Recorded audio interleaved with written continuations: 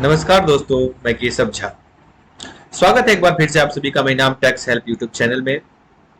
दोस्तों, आ गया हूं आज एक नए टॉपिक के साथ आप सभी के बीच, स्टैट्यूटरी ऑडिट चेकलिस्ट। इससे पहले कि हम टॉपिक शुरू करें, आप लोगों को बता दूं, अगर आप लोगों ने यूट्यूब चैनल सब्सक्राइब नहीं किया है मेरे नाम टैक्स हेल्प, तो आप इसे सब्सक्राइब कर ले, क्योंकि मैं आप सभी लोगों के लिए इसी तरह के चेकलिस्ट लेकर आता रहता हूँ ताकि आप लोगों को पता चल सके कैसे क्या किया जाता है।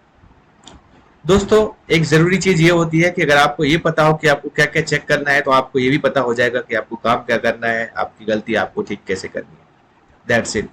चलिए शुरू करते हैं। स्टैट्यूटरी ऑडिट क्या होता है, कैसे करते हैं। अगर आप एक सीए है या उनके बिहाफ पे ऑडिट करते हैं, ऑडिटर है, या आप अकाउंटिंग फील्ड में है, तो स्टैट्यूटरी ऑडिट के टाइम एक कंप्लीट चेकलिस्ट होना बहुत जरूरी है। आपको ये पता होना चाहिए कि आपको क्या क्या चेक करना है, कैसे करना है, ठीक है, तभी आप कर पाओगे। तो आज के वीडियो में मैं आपको एक डिटेल्ड स्टैट्यूटरी ऑडिट के चेकलिस्ट बना के दूंगा, जो हर ऑडिटर को फॉलो करनी चाहिए। हर स्टूडेंट्स जो ऑडिट करते हैं या हर वो अकाउंटेंट जो बुक कीपिंग करते हैं, तो उन्हें ये चीजें पता होनी चाहिए कि आपको क्या चेक करना है। यदि आपको ये पता होगा कि आपको क्या चेक करना है, तो आपके किसी भी काम में आपको फॉल्ट नहीं मिलेगा। आप खुद से चेक करके पता कर सकते हो कि आपने कहाँ गलती की है, उसे कैसे ठीक कर सकते हैं। तो आइए दोस्तों, स्टेप बाय स्टेप जो है इसको शुरू करते हैं, ठीक है।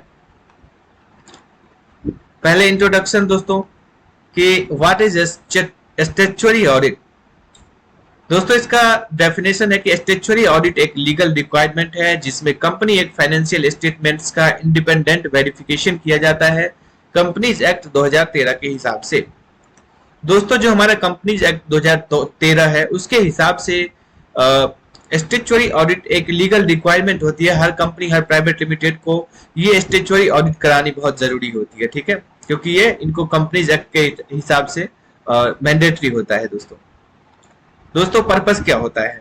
पर्पस ये होता है कि हमें ये इंश्योर करना होता है कि हमें ट्रू एंड फेयर व्यू देना होता है। जो हम बैलेंस शीट देते हैं, जो हम फाइनेंशियल देते हैं, उसमें हमें ट्रू एंड फेयर व्यू देना होता है, ठीक है दोस्तों।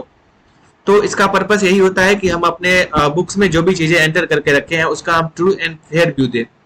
और ट्रू एंड फेयर व्यू देने के लिए आपको आपके बुक्स में जितनी भी सारी चीजें हैं, एक एक हेड में जाके आपको सारी चीजें वेरीफाई करनी होगी, सारी चीजें एंश्योर करना होगा कि उसमें जो भी चीजें डली हुई है वो प्रॉपर डॉक्यूमेंट से डली हुई है, उसका प्रॉपर आपके पास प्रूफ है, और वो प्रॉपर जो है वो पोर्टल से या जो भी उसका सोर्स डॉक्यूमेंट्स है उससे मैच है।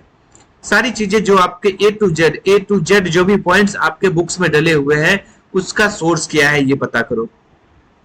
उसका सोर्स पता चल जाने के बाद उस सोर्स से उसको मैच करो कि आपके बुक्स में जो भी चीजें आ रही है वो आपके उस सोर्स से मैच हो रहा है या नहीं हो रहा है। ये सारी चीजें एंश्योर करना है, सारे कंप्लायंस, सारे स्टैट्यूटरी ड्यूज, सारी चीजें टाइम से हो रही है नहीं हो रही है, ये सारी चीजें हमें इसमें पता करनी होती है। ताकि ये सारी चीजें जब हमें पता चल जाती है, तब हम बैलेंस शीट में ये बता पाते हैं कि ये ट्रू एंड फेयर व्यू है।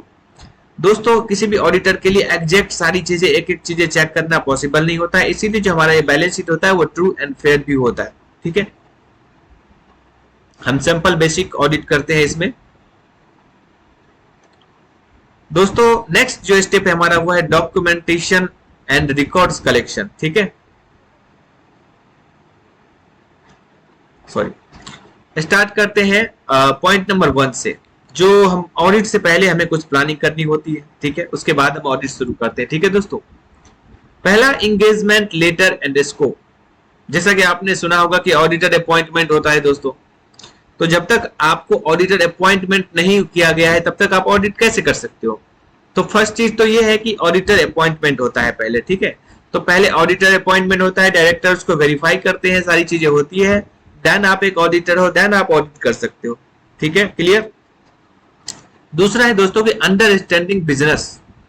अब आप ऑडिट करने जा रहे हो, आप जांच करने जा रहे हो, आपको पता ही नहीं है कि बिजनेस है क्या, किस चीज का बिजनेस है, कैसा नेचर है, क्या क्या काम होता है, तो जाहिर सी बात है आप नहीं कर पाओगे। तो सबसे पहले जरूरी होता है कि आप ये जान लो कि जो कंपनी का नेचर है वो क्या है, जो बिजनेस है वो क्या है, इंडस्ट्री किस टाइप का है, उसका इंटरनल कंट्रोल्स जो है वो किस तरह के हैं, किस तरह से काम करते हैं, वो किस तरह का स्ट्रक्चर को वो फॉलो करते हैं, सारी चीजें आपको जान लेना बेहद जरूरी है अपने काम को स्टार्ट करने से पहले। उसके बाद दोस्तों प्रीवियस ईयर ऑडिट रिपोर्ट्स, जो आपके पिछले साल के ऑडिट रिपोर्ट्स है, उसमें जो जो पॉइंट्स है उसको आपको रिव्यू कर लेना है कि जो आपकी क्वेरी थी पिछले साल वो सारी सॉल्व हो गई है या नहीं हो गई है। क्योंकि जब तक आपका ओपनिंग मैच नहीं आ रहा है ना, तब तक आप आगे काम करोगे तो सारी उसमें गलती ही रहेगी, ठीक है। देन है दोस्तों B documentation and records collection. जाहिर सी बात है कि आप जा रहे हो ऑडिट करने, ऑडिट करोगे तो आपको सबसे पहले तो डॉक्यूमेंटेशन और रिकॉर्ड्स देखना होगा ना। रिकॉर्ड्स जो मैंने आपको बताया, सोर्स डॉक्यूमेंट्स क्या है, आपके बुक्स में जितनी भी सारी चीजें डली है उसका कोई ना कोई सोर्स होगा, उस सोर्स से उसको वेरीफाई किया जाता है। तो ये हमारे ऑडिट का महत्वपूर्ण हिस्सा होता है, डॉक्यूमेंटेशन एंड रिकॉर्ड कलेक्शंस। उन्होंने जो डॉक्यूमेंटेशन को फॉलो किया हुआ है, उन्होंने जो रिकॉर्ड्स उसमें डाला हुआ है, उसे आपको क्लाइंट से कलेक्ट करना है जब आप ऑडिट करने जाते हो, ठीक है दोस्तों। वाचिंग होती है दोस्तों, जैसे जितने भी सारी चीजें, जितने भी रिकॉर्ड, जो भी सोर्स डॉक्यूमेंट्स हैं जो आपके बुक्स में डले हुए हैं, उन सोर्स डॉक्यूमेंट्स को आपके बुक्स के साथ वेरीफाई करना होता है कि जितनी भी एंट्री, जितनी भी चीजें आपके बुक्स में है, उसका सोर्स डॉक्यूमेंट्स विथ रूल्स जो है आपके पास प्रोवाइड किया गया है या नहीं किया गया है, वो सारी चीजें प्रॉपर सही है या नहीं है, वो आपको इंश्योर कर लेना है, चेक कर लेना है, देख लेना है। देन उसके बाद trial balance and ledger, current year का फाइनल ट्रायल बैलेंस और लेजर डिटेल्स लेना। दोस्तों ऑडिट शुरू करने से पहले आपको ट्रायल बैलेंस निकाल लेना होता है, जो भी जिस सिचुएशन में हो वो है, सबसे पहले वो आप निकाल के अपने पास रख लो, ताकि आपको पता चले जो आपके ऑडिट के बाद क्या क्या चीजें चेंजेस हुई है, तो आपको एग्जैक्टली पता होगा। और उनके जो भी लेजर्स है उनके सारे डिटेल्स आपको उनसे लेनी होती है। नेक्स्ट है 5 नंबर दोस्तों, अकाउंटिंग पॉलिसीज। जो जिस कंपनी का, जिस ऑर्गेनाइजेशन का आप अकाउंटिंग करने ऑडिट करने जा रहे हो, उसकी क्या पॉलिसीज है, जैसे वो कौन से अकाउंटिंग स्टैंडर्ड्स को फॉलो कर रहे हैं, इन अकाउंटिंग स्टैंडर्ड्स को फॉलो कर रहे हैं, कंप्लायंस जो भी एप्लीकेबल है वो टाइम से सारी चीजें हो रही है नहीं हो रही है, ये सारी चीजें आपको वेरीफाई करनी है। दोस्तों जो बैलेंस शीट बनती है उसमें सारे अकाउंटिंग स्टैंडर्ड्स को फॉलो किया जाता है, कुछ भी ऐसे नहीं बनता, तो आपको एंश्योर कर लेना है। आपको तो सबसे पहले अकाउंटिंग स्टैंडर्ड की समझ होनी चाहिए कि कौन सा अकाउंटिंग स्टैंडर्ड जो है वो क्या कहता है और किसका इफेक्ट कहाँ जाता है और उस कैसे काम करता है, ठीक है दोस्तों। नेक्स्ट है दोस्तों बोर्ड मिनट्स। दोस्तों एक कंपनी की जब एनुअल जनरल मीटिंग होती है तो उसमें दोस्तों की ये जो डायरेक्टर्स की बोर्ड मीटिंग होती है उसमें सारी चीजें डिस्कस होती रहती है। तो बोर्ड मिनट्स, बोर्ड और शेयर होल्डर्स मीटिंग का मिनट्स चेक करना, तो जो इनकी मीटिंग होती है उनके डिटेल्स आपको चेक करनी है कि क्या सही सारी चीजें टाइम से मीटिंग वगैरह सारी चीजें हो रही है, बोर्ड मीटिंग जो होता है, ठीक है।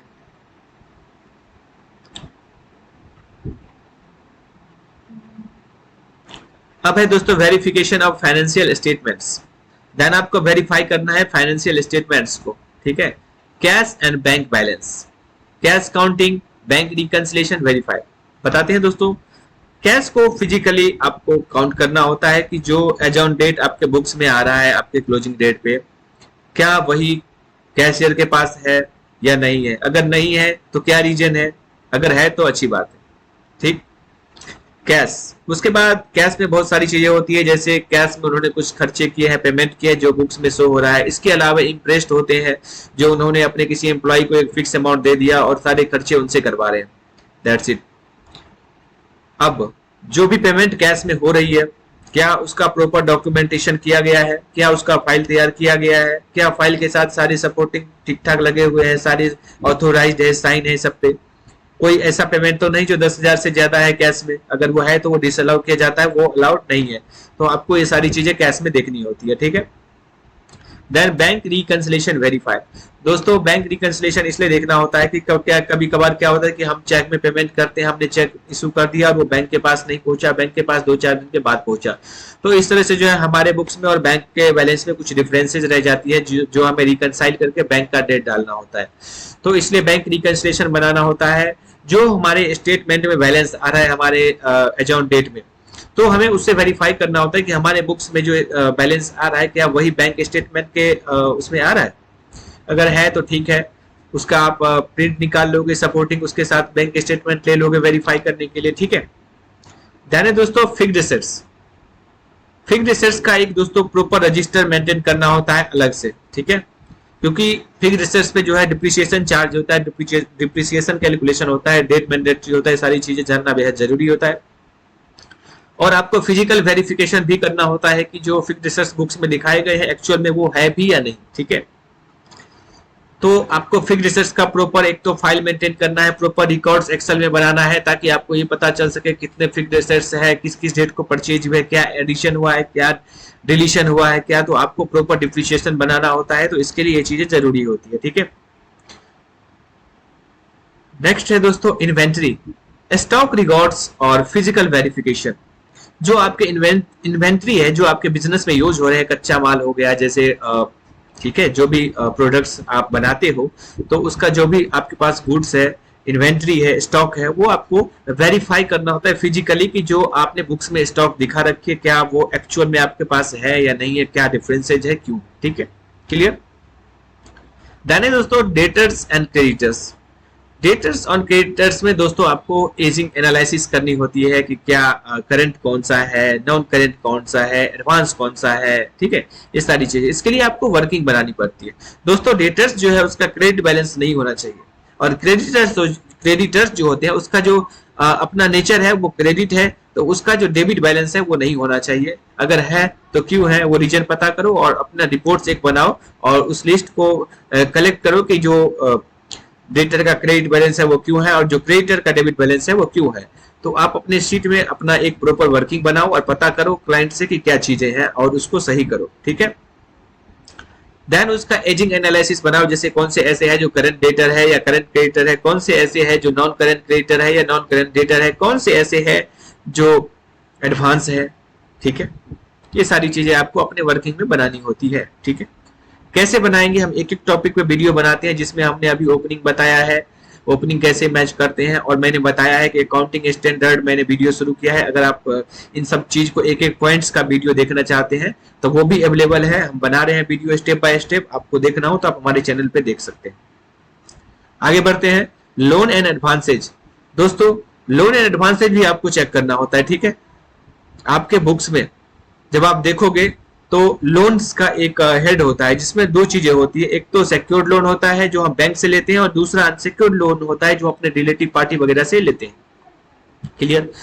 तो आपको लोन स्टेटमेंट से लोन का जो टर्म एंड कंडीशन है वो वेरीफाई करना है, क्या उस टर्म एंड कंडीशन को ही आपके बुक्स में फॉलो किया जा रहा है या नहीं, वो आपको देखना है। जो इंटरेस्ट रेट और जो इंटरेस्ट अमाउंट आपके स्टेटमेंट लोन स्टेटमेंट में दिखाया गया है, क्या वही आपके बुक्स में एज इट इज चल रहा है या नहीं चल रहा है, क्या दिक्कत आ रही है, क्या चेंजेस आ रही है।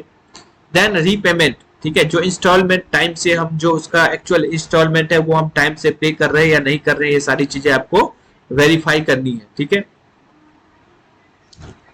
उसके बाद दोस्तों इन्वेस्टमेंट।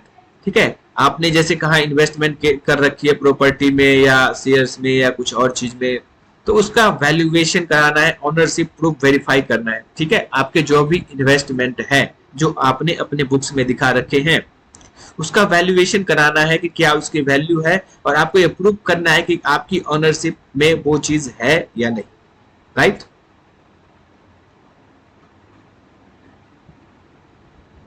उसके बाद दोस्तों है स्टैट्यूटरी कंप्लायंस चेक। ठीक है, पहला जीएसटी रिटर्न्स, जिसमें जीएसटी R1 एंड 3B और बुक्स का रिकंसिलेशन करना होता है। दोस्तों बता दूं जीएसटी R1 में सेल्स की फिगर होती है और 3B में सेल्स और परचेज का समरी होता है, उसके बाद उसका पेमेंट होता है लायबिलिटी का। ठीक, आपने अपने प्रॉफिट एंड लॉस के क्रेडिट साइड में सेल्स का जो फिगर दिखा रखा है वो ऑलवेज आपके जीएसटी पोर्टल से मैच होना चाहिए। ठीक है, आपके जीएसटी पोर्टल पे जो भी आपका आउटपुट लायबिलिटी जीएसटी लायबिलिटी है वही जीएसटी लायबिलिटी आपके बुक्स में होना चाहिए, करंट लायबिलिटी में, ड्यूटीज एंड टैक्स में जीएसटी का। ओके, तो आपको पोर्टल से जीएसटी के पार्ट्स जैसे सेल्स, जैसे टैक्स, आउटपुट हो या इनपुट हो, डजंट मैटर, मैच होना चाहिए। करेक्ट। ठीक है, ये जीएसटी टर्म्स के पॉइंट है। नेक्स्ट है दोस्तों टीडीएस टीसीएस रिटर्न्स। ठीक है, टीडीएस टीसीएस रिटर्न्स में क्या है दोस्तों, आपको सेक्शन वाइज डिडक्शन चेक करना है। ठीक है, कितना कटना था, कटा या नहीं कटा, डिपॉजिट हुआ या नहीं हुआ। मतलब कि जो भी टीडीएस, जो भी आपने जैसे परचेज किया, कुछ आपने कुछ पेमेंट किया, आपने कुछ खर्चे किया, जहां पर आपका टीडीएस एप्लीकेबल होता है और जिस सेक्शन में एप्लीकेबल होता है, आपको अपने पेमेंट के नेचर से उसका नेचर वेरीफाई करना होगा कि किस तरह के पेमेंट है और उसे किस सेक्शन में जाना चाहिए। ठीक है, सेक्शन वाइज आप टीडीएस काटोगे, देन उसका टीडीएस आप पे करोगे गवर्नमेंट के पास। ठीक है, जो उसके पैन नंबर पे जमा होता है। तो पहले तो सेक्शन वाइज आपको डिडक्शन करना है, देन डिपॉजिट करना है, ठीक है। और उसके पास आपको स्टेटस चेक करना है कि जो भी आपके बुक्स में दिखाए गए उसके प्रॉपर रिकॉर्ड्स है या नहीं, सही डेट पे सही टाइम पे डिपॉजिट हो रहे हैं या नहीं, ठीक है। ये सारी चीजें इंश्योर कर लेनी है आपको, श्योर हो लेना है कि सही में है या नहीं। इसके लिए दोस्तों इतना शॉर्टकट काम है नहीं है, आपको वर्किंग बनानी पड़ेगी। आपको अपने बुक से एक एक्सेल में आपको वर्किंग बनानी पड़ेगी, जिसमें आपको ये पता चलेगा कि कौन कौन से ऐसे पार्टी है जिसका आपने टीडीएस काटा है, कहीं किसी का शॉर्ट तो नहीं रह गया, कहीं किसी का एक्सेस तो नहीं हो गया। एक्सेस तो चल भी जाता है, शॉर्ट नहीं होना चाहिए, ठीक है। जो आपने काटा, क्या आपने उतनी लायबिलिटी का पेमेंट किया या नहीं किया, ये सारी चीजें आपको चेक करनी होती है। देन पीएफईएसआई और प्रोफेशनल टैक्स, इन तीन चीजों का टाइमली पेमेंट होना बेहद जरूरी है। तो आपको चेक कर लेना है कि पीएफईएसआई और प्रोफेशनल टैक्स का टाइमली पेमेंट हो रहा है या नहीं हो रहा है। पीएफईएसआई का यदि टाइमली पेमेंट नहीं होता है तो वो खर्चे टैक्स ऑडिट में डिस अलाउ हो जाते हैं, वो अलाउ नहीं होते हैं, ठीक है। तो आपको टाइमली पेमेंट करना है दोस्तों अपने पीएफईएसआई का, ये आपको चेक करना है, आपको प्रॉपर वर्किंग बनानी है। नेक्स्ट, कंपनी लॉ कंप्लायंस, आपको कंपनी लॉ के कंप्लायंस को फॉलो करने हैं। जैसे आरओसी फाइलिंग हो गई, आपकी जो कंपनी है उसकी एनुअल रिटर्न फाइलिंग होती है दोस्तों एओसी 4 MGT7 नाम के फॉर्म में, जिसमें बैलेंस शीट की, लोन्स की सारी डिटेल्स उसमें भरी जाती है और बैलेंस शीट अपलोड की जाती है, सारी चीजें, ठीक है। तो आपको देखना है कि आपकी कंपनी का एनुअल फाइलिंग हो रहा है टाइम से या नहीं हो रहा है, क्या चीजें, ठीक है, चेक करना है। उसके बाद आपको एनुअल रिटर्न्स देखना है कि एनुअल रिटर्न्स फाइलिंग हो रही है या नहीं, जीएसटी का, टीडीएस का और ये बैलेंस शीट वगैरह, ठीक है। रिजोल्यूशन चेक करना है कि कहाँ पे दिक्कत है, क्या है, आपको पॉइंट्स नोट करने हैं, अपने प्रोफेशनल के पास बताना है उनको क्या दिक्कतें आ रही है, देन उसको मैनेजमेंट के सामने रखना है, फिर उसको ठीक करवाना है कुछ गलती है तो, ठीक है। सिर्फ गलती निकाल लेना बहादुरी का काम नहीं होता है, जो आपने गलती निकाली है उसको ठीक कराना है, उसको एज इट इज, ठीक है, कंटिन्यू करवाना है, ये चीजें होती है।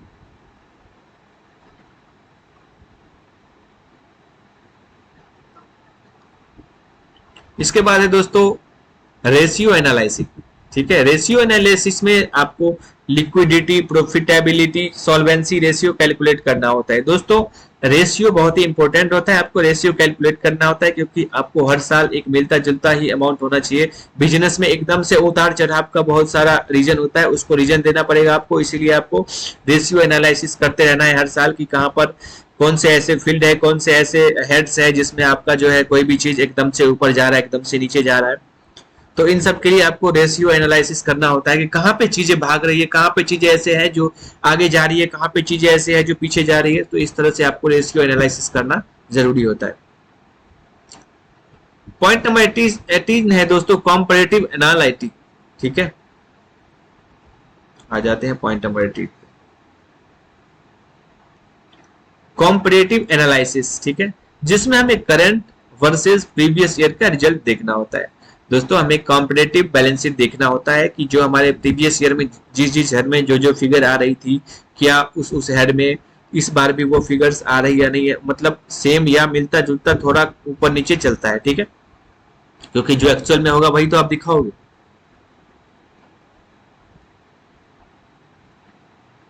ठीक है दोस्तों, उसके बाद है दोस्तों पॉइंट नंबर 19 कहता है कि ड्राफ्ट ऑडिट रिपोर्ट। इसमें देखना है दोस्तों कि कारो एप्लीकेबल है आपके कंपनी के अकॉर्डिंग या नहीं। आपको अगर है तो आपको कारो की ऑडिट रिपोर्ट भी देनी होती है, तो आपको ये चेक कर लेना है कि आपके केस में कारो एप्लीकेबल है या नहीं है, ठीक है। उसके बाद दोस्तों मैनेजमेंट लेटर, ऑब्जर्वेशन और रिकमेंडेशन लिस्ट, आपने ऑडिट जो किया उसमें आपने क्या ऑब्जर्व किया, ठीक है, वो आपको अपने मैनेजमेंट, जो कंपनी के मैनेजमेंट है उनके सामने रखना है कि देखो जी मैंने ऑडिट किया, ये चीजें प्रॉब्लम है, इसको ठीक करानी है, ठीक है। आप उनको क्या रिकमेंड करते हो वो लिस्ट आप उनको दो कि उन्हें क्या क्या करवाना है, आपको उनसे क्या क्या चाहिए, क्या क्या करवाना है वो आप उनको दो, ठीक है। और लास्ट पॉइंट है 21 फाइनल ऑडिट रिपोर्ट्स। इसमें आपको ट्रू एंड फेयर व्यू का ओपिनियन इश्यू करना होता है। जब सारी चीजें आपने जो क्वेरी निकाली वो मैनेजमेंट के द्वारा ठीक कर दी गई, तो आपको लास्ट में जो है अपना ओपिनियन शेयर करना होता है। जो सीए होते हैं उनको ट्रू एंड फेयर व्यू इसमें देना होता है, ठीक है। कुछ सजेशन है दोस्तों, चेकलिस्ट जो होते हैं उसको अपने क्लाइंट के बिजनेस के अकॉर्डिंग, जो उस ऑर्गेनाइजेशन में किस टाइप के बिजनेस है यूज हो रहे हैं, कौन कौन सी चीजें हैं, उसके हिसाब से कस्टमाइज करना होता है अपने चेकलिस्ट के साइज को, क्या चीजें, क्योंकि कुछ चीजें हमने जो बताई हो सकता है आपके बिजनेस में ना हो, या कुछ एक्स्ट्रा पॉइंट आपके बिजनेस में हो, तो आपको वो ऐड कर लेना है और इसमें से जो नहीं है वो हटा लेना है। ठीक है, जो भी कंप्लायंस के डेडलाइंस है उसको चेक करना है, और डेडलाइंस को क्रॉस नहीं करना चाहिए कोई भी चीज, तो आपको प्रॉपर चेक कर लेना है। प्रॉपर वर्किंग पेपर्स मेंटेन करना है, मैंने कहा ना जो भी जीएसटी है, टीडीएस है, पीएफ, पीएसआई है, आपको प्रॉपर वर्किंग बनाओगे तभी आपको गलती का पता चलेगा। ठीक है, ICAI standards on auditing follow करो। ठीक है, जो भी आपके आईसीएआई ने निर्धारित कर रखे हैं अकाउंटिंग स्टैंडर्ड्स, उनको आपको फॉलो करने हैं ताकि कोई भी गलती ना होने पाए। ठीक है,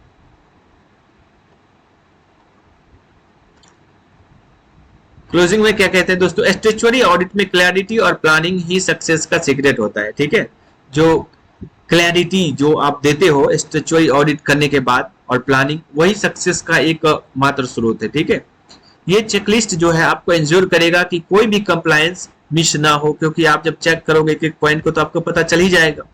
अगर आपका ये वीडियो यूजफुल लगा हो तो आप हमारे चैनल को सब्सक्राइब कर सकते हैं, कमेंट में रिप्लाई कर सकते हैं। ठीक है, अभी मैं दोस्तों एक सिंपल सा आपको एनेक्सर दिखाऊंगा जिसमें कुछ पॉइंट्स है जो मैं आपको दिखाऊंगा। देखो यहाँ पे दोस्तों आपको ऊपर कंपनी का नाम लिख लेना है, ध्यान ऑडिट ऑब्जर्वेशन है ये। उसके बाद आपको पीरियड सेलेक्ट कर लेना है, कौन से पीरियड का आप ऑडिट कर रहे हो। देन आपको फॉर द फाइनेंशियल ईयर लिख लेना है, यहाँ पे serial number, particulars, query, before audit, after audit, annexure. ठीक है दोस्तों, ओपनिंग बैलेंस, मैंने ओपनिंग बैलेंस से भी वीडियो भी बना रखा है, कैसे मैच कराना है, कैसे ट्रांसफर करना है, सारी चीजें मैंने कहा ना, चाहे टैक्स ऑडिट हो, स्टेचुअरी ऑडिट हो, कोई भी ऑडिट हो, सबसे पहले ओपनिंग बैलेंस मैच करो, कराओ, जैसे भी होता है। कैसे करना है मैंने वीडियो में बताया हुआ है, आप जाके देख सकते हो। ट्रायल बिफोर ऑडिट, आप अपना ऑडिट को स्टार्ट करने से पहले एक ट्रायल बैलेंस का प्रिंट ले लो, ट्रायल बैलेंस एक्सेल में एक्सपोर्ट करके रख लो, ताकि आपको पता चले जो आपने ऑडिट किया उसके बाद क्या क्या चेंजेस हुई है, वो सारी चीजें आपको पता चलेगी। बैंक रिकंसिलेशन के बारे में दोस्तों हमने बात किया था अभी, बैंक रिकंसिलेशन की, बैंक में जो वेरिएशन आता है स्टेटमेंट टू के अकॉर्डिंग आपके बुक्स में, वो आपको वेरिएशन चेक करने के लिए रिकंसाइल करना पड़ता है, मैच कराना पड़ता है। ठीक है, देन है बुक्स में वैसे कोई सस्पेंस नहीं होना चाहिए, जब आप फाइनल ऑडिट कर रहे हो लास्ट सस्पेंस होना नहीं चाहिए। ठीक है, उसको क्लियर करना होता है। बीच वाले ऑडिट में चल सकता है, क्या है वो आप अपने ऑब्जर्वेशन में नोट करके रख सकते हो, लेकिन लास्ट वाले में क्लियर कराना होता है। क्लियर कर दो आप सभी को। देन जो आपके बैलेंस शीट में हेड्स होते हैं, सिक्योर्ड लोन, सिक्योर्ड लोन में दोस्तों आपको इंश्योर करना होता है सारी चीजें आपके स्टेटमेंट के अकॉर्डिंग है या नहीं है, सारी इंटरेस्ट बुक हो रही है या नहीं हो रही है, रीपेमेंट हो रही है नहीं हो रही है, कौन कौन से लोन है, क्या क्या आउटस्टैंडिंग अमाउंट है, आपने जिस डेट को ऑडिट कर रहे हो आप, उसमें आपके बुक्स में जो भी लोन्स दिखाए गए हैं उसके आपके ऑडिट पीरियड के अकॉर्डिंग कितना आउटस्टैंडिंग आ रहा है और कौन कौन से हैं, उसको आप एक जगह लिख लोगे और अपने प्रोफेशनल को दिखाओगे। ठीक है, अगर सारी चीजें हैं तो डन लिख दोगे, अदरवाइज पेंडिंग लिख दोगे। ठीक है, नेक्स्ट है दोस्तों क्रेडिट कार्ड स्टेटमेंट। ठीक है, क्रेडिट कार्ड स्टेटमेंट दोस्तों हर बिजनेस में जो है, हर कंपनी में जो है क्रेडिट कार्ड एक स्टेटमेंट होता है। ठीक है, क्रेडिट कार्ड स्टेटमेंट में,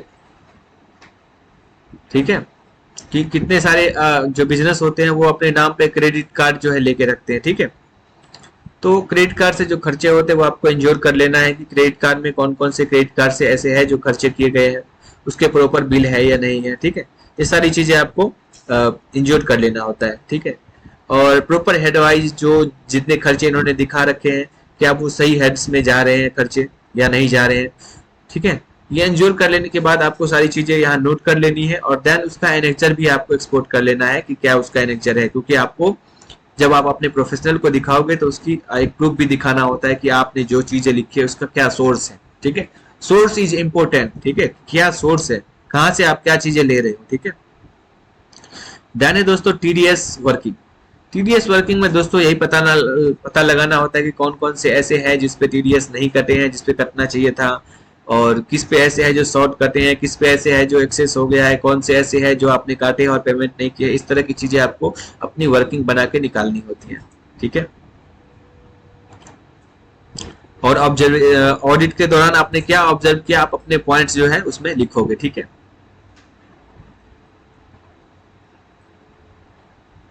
उसके बाद दोस्तों डेटर्स की जैसे मैंने बताया था, डेटर्स का बनाना होता है, जैसे करंट कितने हैं, जैसे आप देख सकते हो नीचे स्क्रीन पे करंट डेटर्स कितने हैं, नॉन करंट डेटर्स कितने हैं, ठीक है, एडवांस कितने हैं, ये सारी चीजें आपको इंश्योर कर लेना होता है, ठीक है। आपको वर्किंग बनानी पड़ेगी, इसके लिए वर्किंग का वीडियो मैं दूसरे में वीडियो में बनाऊंगा, ठीक है।